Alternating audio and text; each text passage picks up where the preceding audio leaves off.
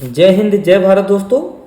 मैं आज आपको Gupta and Gupta soil mechanics and foundation engineering के क्वेश्चन नंबर 391 से लेके 400 तक डिस्कस करने वाला हूं। तो चलिए हम लोग स्टार्ट करते हैं। Question number 391, a good quality undisturbed soil sample is one which is obtained using a sampling tube having area ratio of option A 8%, option B 16%, option C 24% and option D 32%। देखिए यहाँ पे आपको पूछा गया है area ratio हमारा undisturbed sample के लिए कितना होगा। तो जैसा कि हमको पता है कि अनडिस्टर्ब सॉइल के लिए हमारा एरिया रेशियो हमेशा कम से कम होनी चाहिए। अगर एरिया रेशियो हमारी ज़्यादा रहती है तो डिस्टर्बेंस होने का चांसेस ज़्यादा होता है। तो इसीलिए हमारे कोड में लिखा गया है कि एरिया रेशियो हमारा लेस देन 10% होनी चाहिए। अगर 10% से हमारा कम रहेगा तो हमारा जो सैंपल है उसमें अनडिस्टर्ब होने की चांसेस ज़्यादा रहेगी। ठीक है, तो इसलिए हम लोग एरिया रेशियो को कम रखते हैं। तो चलिए हम लोग आंसर चेक करते हैं। ऑप्शन ए 8% बिल्कुल सही है, लेस देन 10% होना चाहिए, तो A is the correct answer. Option B में देखिए 16, 24 एंड 32 दिया गया है, तो ये तीनों आंसर गलत है। तो मतलब हमारा A is the correct answer. Question number 392, which of the following test cannot be done without undisturbed sampling? Option A shear strength of sand, option B shear strength of clay, option C determination of compaction parameter and option D Atterberg limit। इस question में आपको पूछा गया है ऐसा कौन सा test हम लोग विदाउट अनडिस्टर्ब सैम्पलिंग करते हैं। Can not be done without undisturbed sampling. ठीक है, तो जैसा कि हमको पता है कि जब भी हम लोग shear strength of क्ले लेते हैं तो it can not be possible without undisturbed sampling. That's why B is the correct answer. Question number 393, consider the following statement. The standard penetration test in soil is most commonly used field test. SPT is used to determine first consistency of clay, second undrained shear strength of soft sensitive clay, third relative density of sand and fourth one is drained shear strength of fine loose sand। Out of this statement which statement are correct. जैसा कि आपको यहाँ पे पूछा गया है SPT के बारे में पूछा गया है आपको। एसपीटी हमारा कैसा है, तो एसपीटी हमारा इन सीटू टेस्ट होता है। सबसे पहले आप ये जान लीजिए। फिर हमको पता है एसपीटी टेस्ट से हम लोग क्या निकालते हैं, एसपीटी टेस्ट से हम लोग रिलेटिव डेंसिटी ऑफ सॉइल निकालते हैं। अब रिलेटिव डेंसिटी ऑफ सॉइल कौन से सॉइल के लिए होता है, तो ये हमारा सैंड के लिए होता है। ठीक है, अब हम लोग एसपीटी टेस्ट और किस लिए निकालते हैं, तो ये हमारा सब सरफेस सॉइल इन्वेस्टिगेशन के लिए हम लोग उसकी जियो टेक्निकल प्रॉपर्टीज चेक करते हैं सब सरफेस सॉइल के लिए। और ये हमारी क्या होती है, इनएक्सपेंसिव होती है, मतलब ज़्यादा खर्चा नहीं लगता है इसमें, और ये टेस्ट हमारी सिंपल होती है। तो इसी स्टेटमेंट के आधार पे आपको पूछा गया है कौन सा स्टेटमेंट सही है और कौन सा स्टेटमेंट गलत है।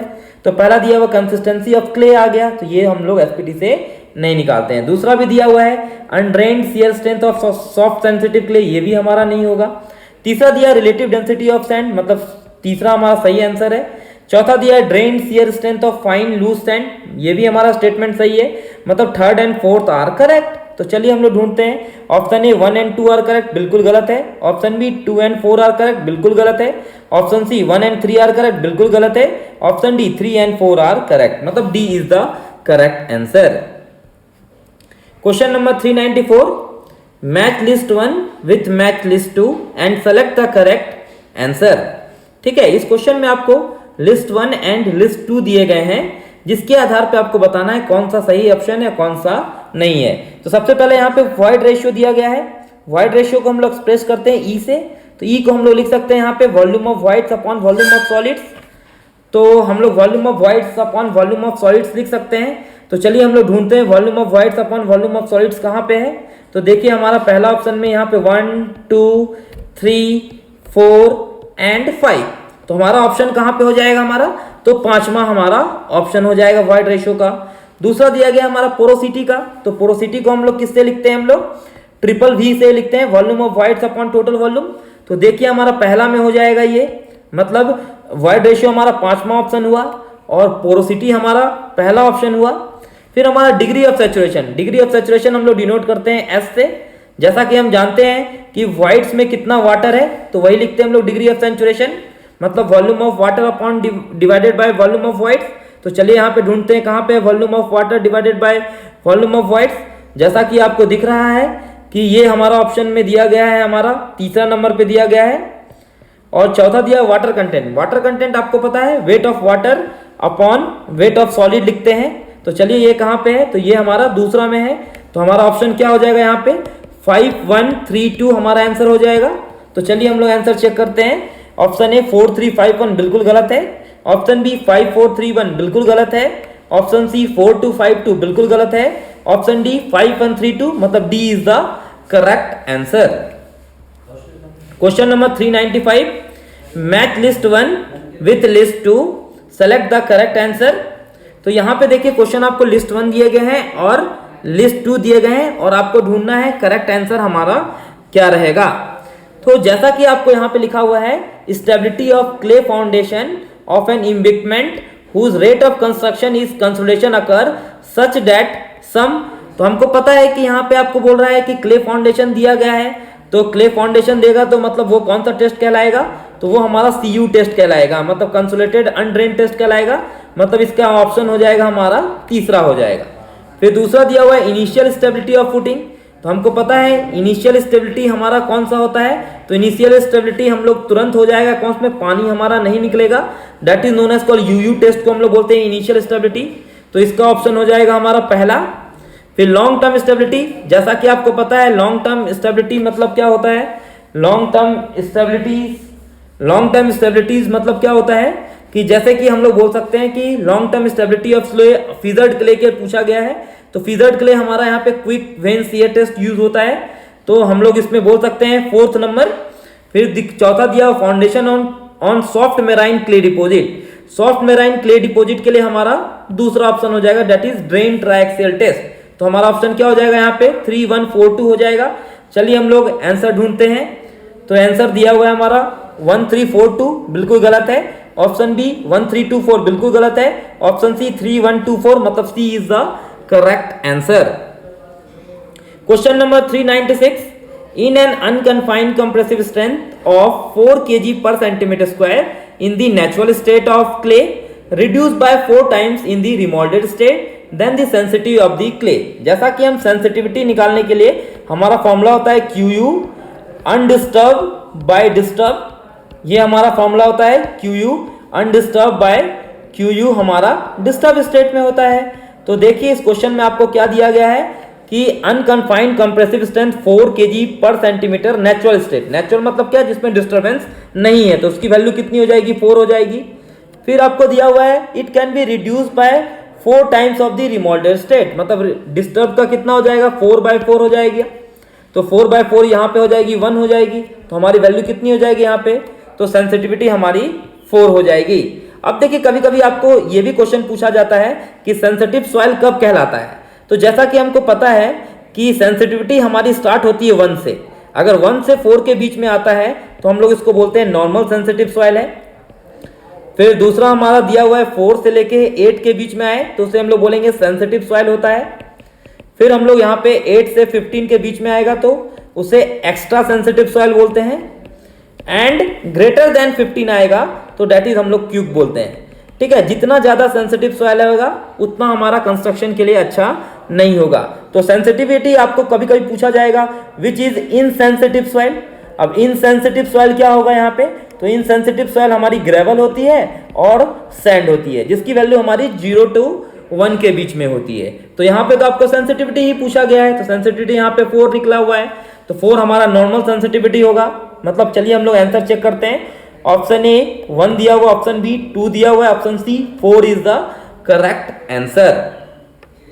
Question number 397, in a direct shear stress the shear stress and normal stress on a dry sand sample at failure are 0.6 kg per centimeter square and 1 kg centimeter square. The angle of internal friction of the sand will be। देखिए यहाँ पे आपको पूछा गया direct shear test, तो पहले आप formula लिख लीजिए। डायरेक्ट शियर टेस्ट को हम लोग क्या लिखते हैं, S = C + sigma tan phi लिखते हैं। अब यहाँ पे क्वेश्चन में दिया गया आपको शियर स्ट्रेस, मतलब शियर स्ट्रेस दिया गया है 0.6, मतलब यहाँ पे पुट कर दिए 0.6। फिर आपको दिया नॉर्मल स्ट्रेस कितनी दी गई है, तो नॉर्मल स्ट्रेस आपको दी गई है 1 दी गई है, तो यहाँ पे 1 लिख दीजिए। अब देखिए यहाँ पे सैंड लिखा हुआ है, तो सैंड में हम लोग C इक्वल टू 0 ले लेते हैं, तो हम लोग पुट कर सकते हैं यहाँ पे वैल्यू 0.6, यहाँ वैल्यू 0 हो जाएगी, यहाँ हो जाएगी हमारी 10 फाई। तो हम लोग लिख सकते हैं 10 फाई इक्वल टू 0.6, तो फाई इक्वल टू कितना, तो फाई इक्वल टू 10 इनवर्स 0.6। इसको सॉल्व करेंगे तो हमारी 31 डिग्री आ जाएगी। चलिए हम लोग आंसर चेक करते हैं। ऑप्शन ए 25 बिल्कुल गलत है, ऑप्शन बी 31 डिग्री, मतलब B is the correct answer. If an infinite slope of the clay at a depth of 5 meter and cohesion is 1 ton per meter square and unit weight is 2 ton per meter cube, अब आपको निकालना है stability number निकालना है।